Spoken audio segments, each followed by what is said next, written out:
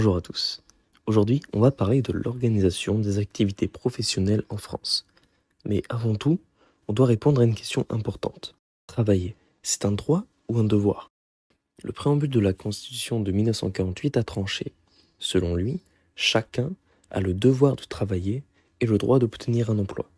C'est-à-dire que travailler est donc un devoir et que pour remplir ce devoir, nous avons le droit d'obtenir un emploi. Comment se concrétise l'obtention d'un emploi? Pour devenir un employé, il faut signer un contrat de travail.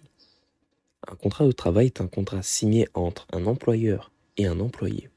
Ce dernier crée une relation de subordination entre les deux parties. L'employé doit effectuer un travail précis sous l'autorité de l'employeur qui, en contrepartie, doit assurer à son employé une rémunération pour le travail fourni. Comme nous l'avons vu, travailler est considéré comme étant un devoir que nous pouvons remplir en obtenant un emploi. Le contrat de travail est donc ce qui permet l'accomplissement de ce devoir et la garantie de ce droit. Il existe différents types de travailleurs. Tout d'abord, le salarié.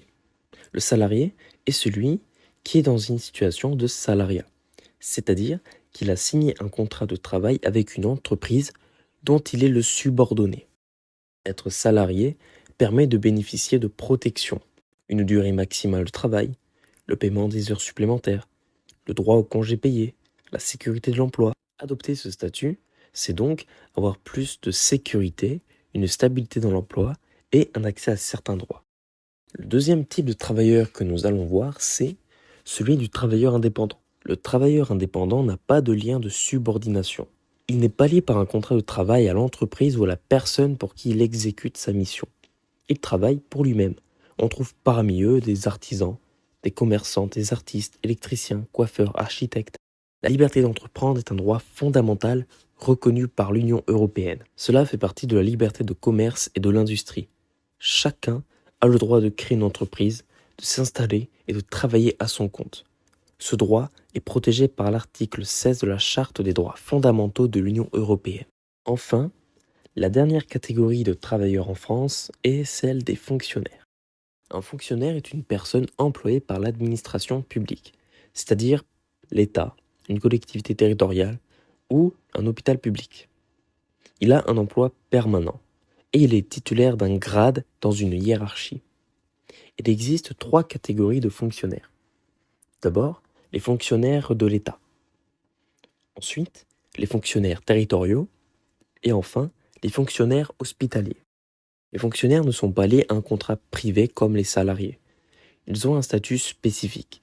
Ils doivent respecter certaines obligations, respecter leur hiérarchie, faire preuve d'une discrétion professionnelle, ne pas exprimer leurs opinions politiques ou religieuses dans leur travail. Ils ont aussi un devoir de loyauté envers l'État.